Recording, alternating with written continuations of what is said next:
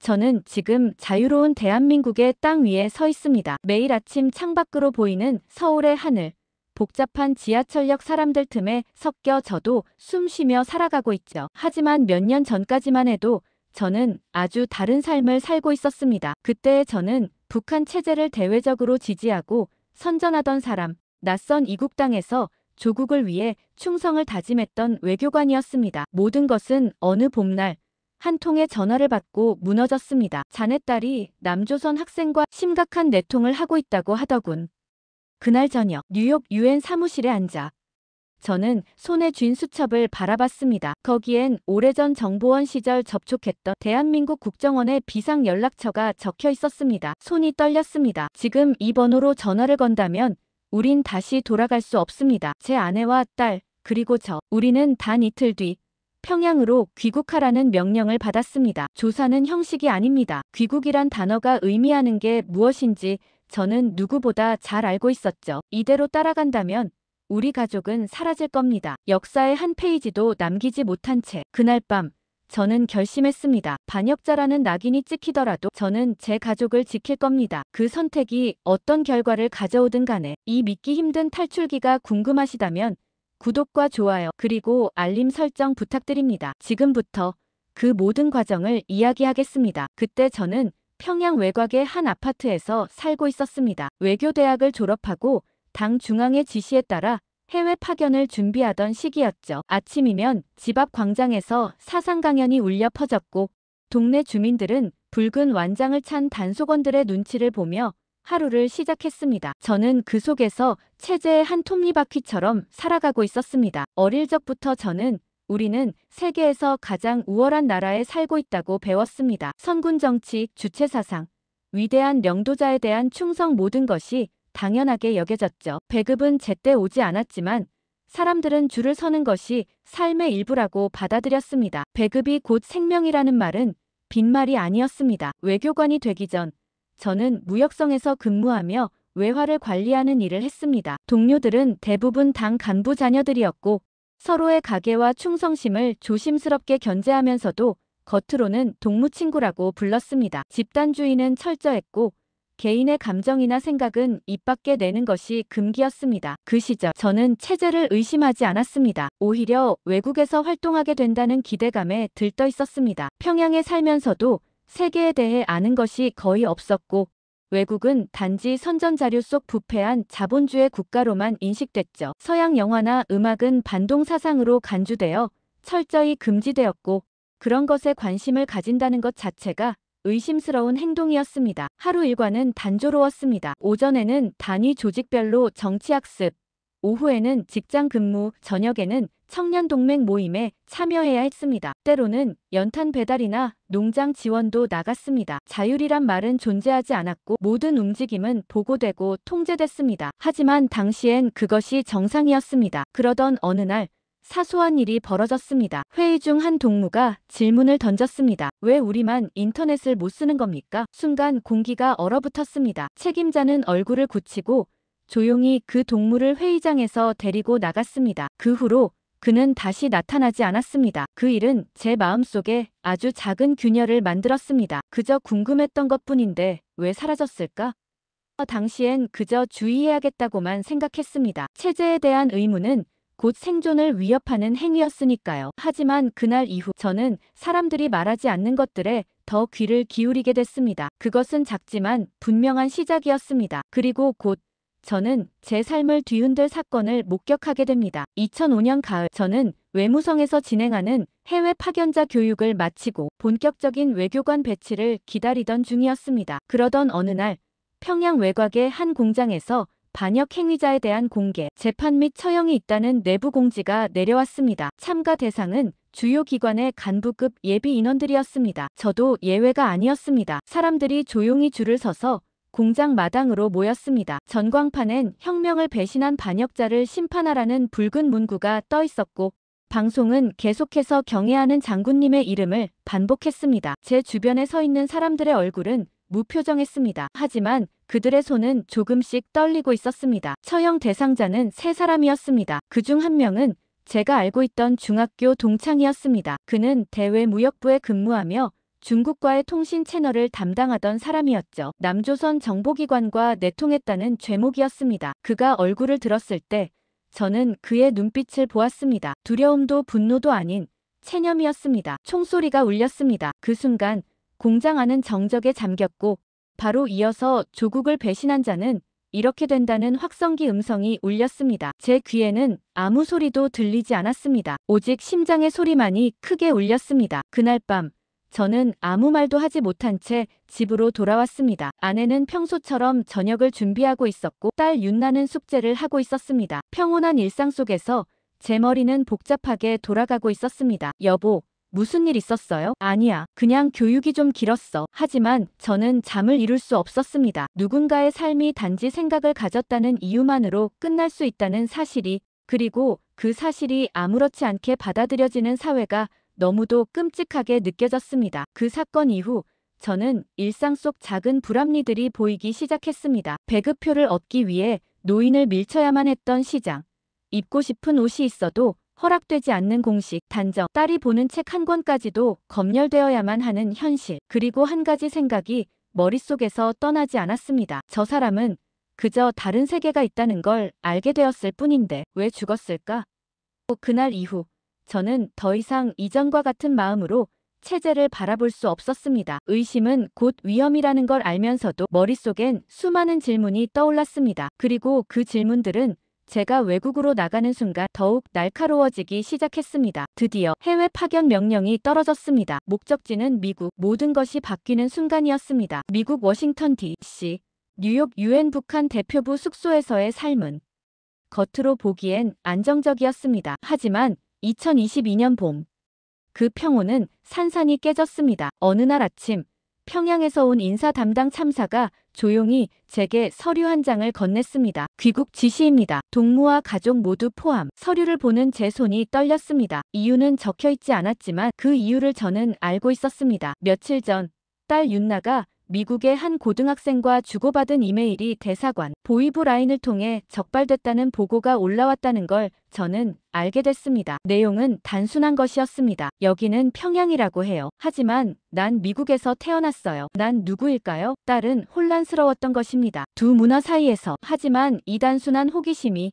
사상 이탈로 간주되기에 충분했습니다. 그날 밤 저는 서재에서 오래된 수첩을 꺼냈습니다. 정보원 시절 외국 정보기관과의 비상 연락망을 정리해둔 노트였습니다. 그중엔 K 와싱턴이라는 이름이 적힌 번호가 있었습니다. 대한민국 국정원과의 접점이 될 수 있는 연락처. 손이 떨렸습니다. 이 번호로 전화하면 우린 다시 돌아갈 수 없습니다. 하루 이틀 고민하며 밤을 지새웠습니다. 그 사이 대사관 내 감시도 강화됐고 보위부원 석규는 저를 유심히 지켜보기 시작했습니다. 대호 동무, 요즘 표정이 심각하군. 무슨 일 있나? 그냥 딸 때문에.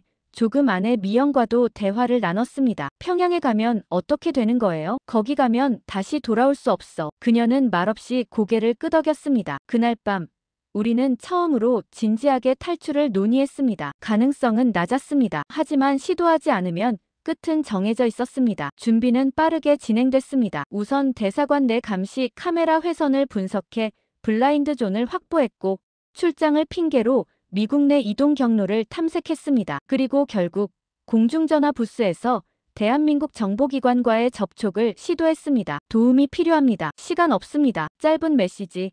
그러나 그것은 되돌릴 수 없는 선택이었습니다. 정보기관 측은 공항 내 탈출 계획을 제안했습니다. 평양행 항공권을 예약한 뒤 체크인 과정에서 서울행 항공편으로 빠르게 전환하는 방식. 위험은 컸지만 그것밖엔 방법이 없었습니다. 탈출 날짜는 다가오고 있었습니다. 윤나에게는 아직 아무 말도 하지 않았습니다. 하지만 언젠가는 설명해줘야 했죠. 가장 안전한 순간까지 기다리기로 했습니다. 저는 결심했습니다. 어떤 일이 있더라도 이 아이를, 이 가족을 지키겠다고. 그날 밤 창밖에 워싱턴의 불빛이 흘렀습니다. 그리고 제 마음엔 단 하나의 단어만이 남아있었습니다. 자유. 2022년 4월 15일.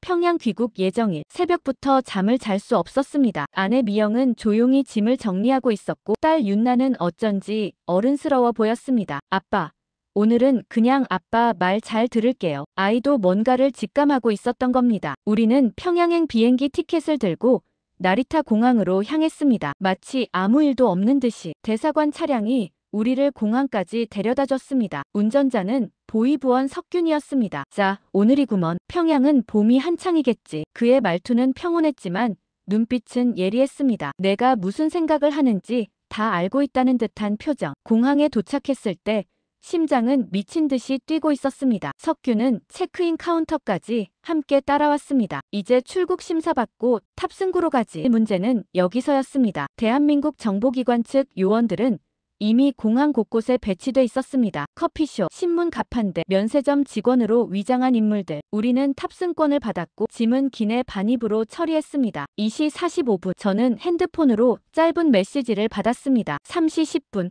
화장실, 옷 교체. 미영과 윤나에게 눈빛으로 신호를 보냈습니다. 화장실 좀 놔둬요. 석규는 우리를 의심스러운 눈빛으로 바라봤지만 따라오지 않았습니다. 화장실 안엔 청소부 복장의 요원 준서가 기다리고 있었습니다. 계획 변경. 시간이 없습니다. 빨리 옷 갈아입으세요. 우리는 평범한 일본인 관광객처럼 위장한 옷으로 갈아입었습니다. 준서는 앞장서 걸으며 속삭였습니다. 뒤에서 따라오고 있습니다. 절대 뒤돌아보지 마세요. 게이트까지는 불과 100m. 그 거리가 그렇게 멀게 느껴질 줄은 몰랐습니다. 뒤에서 석균의 목소리가 들려왔습니다. 대호. 잠깐. 준서는 속삭였습니다. 뛰세요. 우리는 전력 질주를 시작했습니다. 주변의 사람들이 놀라 고개를 돌렸고 보안 요원들이 무전기를 들고 움직이기 시작했습니다. 준서가 신호를 보냈고 공항에 배치된 또 다른 요원들이 석균의 앞을 막았습니다. 길 좀 물어볼게요. 비켜. 그 사이 우리는 서울행 게이트로 도착했습니다. 직원이 탑승권을 확인했습니다. 탑승하세요. 마침내 우리는 비행기에 몸을 실었습니다. 숨이 턱까지 차올랐고 창밖으로 석균의 모습이 보였습니다. 그는 우리를 바라보며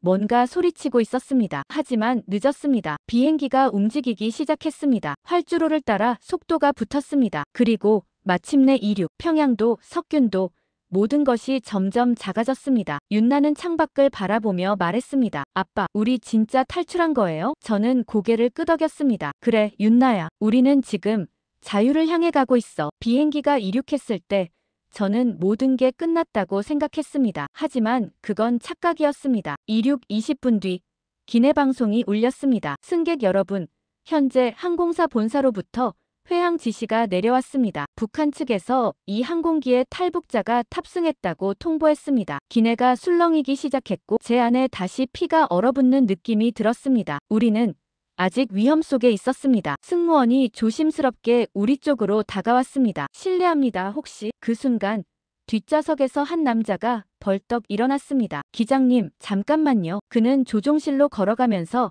신분을 밝혔습니다. 저는 일본 외무성 관계자입니다. 하지만 저는 그 얼굴을 알아봤습니다. 그는 준서, 대한민국 정보요원이었습니다. 준서는 조종석 앞에서 조용히 논쟁을 벌였습니다. 북한의 회항 요구는 국제법상 불합리합니다. 이미 일본 상공을 벗어났고 이 항공기의 목적지는 서울입니다. 조종사는 난처해했지만 기내 승객들이 하나둘 목소리를 냈습니다. 왜 우리가 북한 요구 때문에 서울에 못 갑니까? 우린 그냥 승객이에요. 안전하게 목적지로 가야죠. 그 분위기 속에서 조종사는 마침내 방송했습니다. 현재 상황은 외무성과 조율 중입니다. 회항하지 않고 예정대로 서울로 향하겠습니다. 기내에서는 박수가 터졌습니다. 하지만 저는 마음을 놓을 수 없었습니다. 우리가 아직 서울에 도착한 게 아니야. 비행기 안의 시간은 너무도 길게 느껴졌습니다. 딸 윤나는 제 손을 꽉 잡고 있었습니다. 아내 미영의 손은 얼음장처럼 식어 있었습니다. 승무원은 우리 가족을 조용히 기내 뒤편으로 이동시켰습니다. 다른 승객들과 눈을 마주치지 않게 배려해줬습니다. 그 공간에서 저는 국정원 요원 준서와 다시 마주했습니다. 잘하셨습니다. 거의 다 왔습니다. 하지만 아직 끝나지 않았습니다. 그는 제게 서류 봉투 하나를 건넸습니다. 이건 인천 도착 후 바로 사용할 긴급 식별 코드입니다. 공항에서 따로 안내할 겁니다. 절대 당황하지 마십시오. 40분 후 인천공항이 기내 화면에 떴습니다. 그 장면을 보며 윤나가 중얼거렸습니다. 진짜 한국이에요.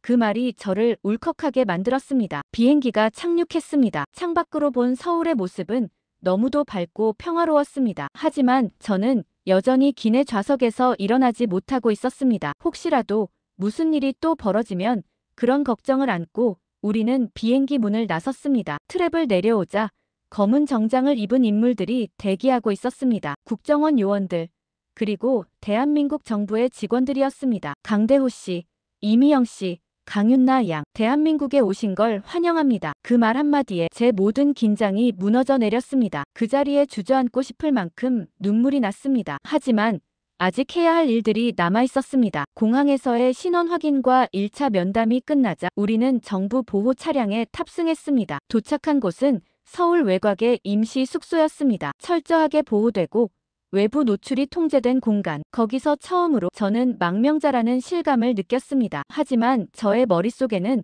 또 다른 그림자가 떠나지 않았습니다. 석균. 그는 지금 어디에 있을까요? 그리고 평양은 지금 어떤 반응을 보이고 있을까요? 서울 외곽 임시 숙소. 하루하루가 불안한 휴식이었습니다. 신원조사, 건강검진, 심리 인터뷰 모든 것이 조용히 그러나 치밀하게 진행됐습니다. 저희 가족은 외부와의 접촉이 제한된 채로 머물렀습니다. 며칠 안에 정식 한국행을 진행하겠습니다. 국정원 담당자는 그렇게 말했습니다. 이제 진짜 정착을 위한 마지막 단계가 시작된 것이었습니다. 준서는 수시로 저희를 찾아왔습니다. 그는 우리 가족의 상태를 체크했고 특히 윤나의 심리 상태를 세심하게 살폈습니다. 학생은 충격이 좀 있는 것 같네요. 하지만 잘 버티고 있어요. 이 아이는 생각보다 강한 아이입니다. 저는 그렇게 대답했습니다. 며칠 뒤 국정원 김 차장이 저를 따로 불렀습니다. 강 선생, 북한 당국의 반응이 예사롭지 않습니다. 대사관 내부에서 정보가 흘러나왔다고 판단한 듯합니다. 석균 그 사람이겠죠. 김 차장은 고개를 끄덕였습니다. 당분간 미국,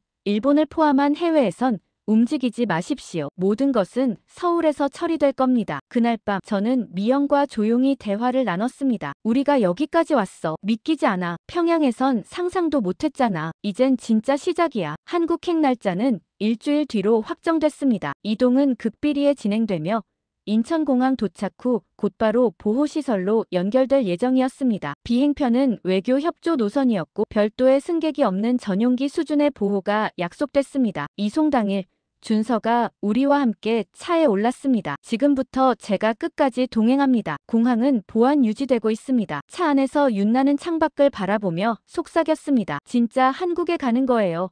드라마에서 보던 그 서울로 미영은 조용히 그녀의 손을 잡았습니다. 그래, 윤나야. 거기서 새롭게 시작하자. 공항은 한산했습니다. 우리는 조용히 탑승 게이트를 통과했습니다. 비행기에 탔을 때 저는 깊게 숨을 들이쉬었습니다. 두려움은 여전히 있었지만 그것보다 더 큰 감정은 희망이었습니다. 여보, 저기 봐요. 태극기. 미영이 조용히 말했습니다. 비행기 창밖 활주로 한켠에 휘날리는 태극기가 보였습니다. 그 깃발이 이토록 벅차게 느껴진 건 제 평생 처음이었습니다. 곧 비행기는 하늘로 떠올랐습니다. 이번엔 더 이상 회항도 없고 감시도 없었습니다. 그냥 자유를 향한 착륙만이 남아있었습니다. 서울에 도착한 첫날 우리는 말없이 창밖만 바라봤습니다. 아파트 13층에서 내려다본 도시는 북적였고 모든 것이 빠르게 움직였습니다. 하지만 저의 마음은 멈춰 있었습니다. 우리가 살아남았다는 사실보다 우리를 남겨두고 떠났던 그 사람들 그 얼굴들이 자꾸 떠올랐습니다. 정착은 끝이 아니었습니다. 오히려 처음부터 다시 시작하는 일이었습니다. 국정원은 저에게 북한 분석 자문직을 제안했습니다. 정보 제공 차원을 넘어서 실제로 함께 일해보시겠습니까? 말을 아끼던 제가 처음으로 물었습니다. 내가 다시 그런 세계로 돌아가도 되는 겁니까? 김 차장은 조용히 답했습니다. 당신이 가진 것은 과거가 아니라 방향입니다. 그 말이 오래 남았습니다. 며칠 후 아내 미영이 말했습니다. 여보, 난 아직 한국에 익숙하지 않아요. 하지만 이곳에선 배고프지 않아요. 아무도 감시하지 않아요. 이걸 지키고 싶어요. 당신도 그렇게 느끼는 거죠? 딸 윤나는 조용히 식탁에 앉아 있었습니다. 오늘 학교에서 어떤 애가 내 손잡고 그랬어요. 우리 반이야. 같이 가자. 그 한마디에 나 숨이 턱 막혔어요. 아빠, 내가 아무 죄 없는 사람처럼 느껴졌어요. 그 말을 듣고 저는 방으로 들어가 수첩을 꺼냈습니다. 석균의 이름, 대사관의 전산망 암호들, 그리고 사라진 동료들의 이름이 적힌 노트였습니다. 그때는 아무 생각 없이 지워버리려 했던 그 기록들이 이제는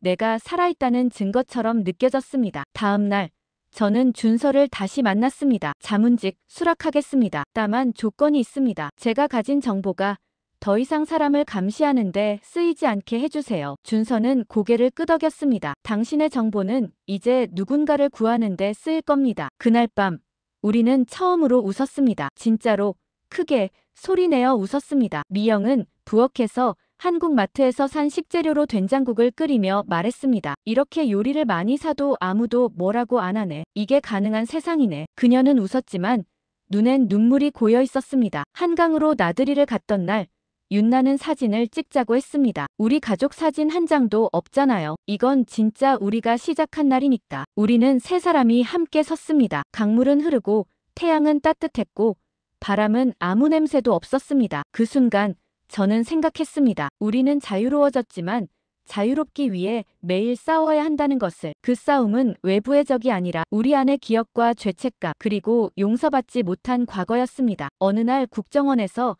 제게 새로운 명함을 건넸습니다. 강대호 자문위원이라는 이름 대신 이선우 북한 분석관이라는 새 이름이 적혀 있었습니다.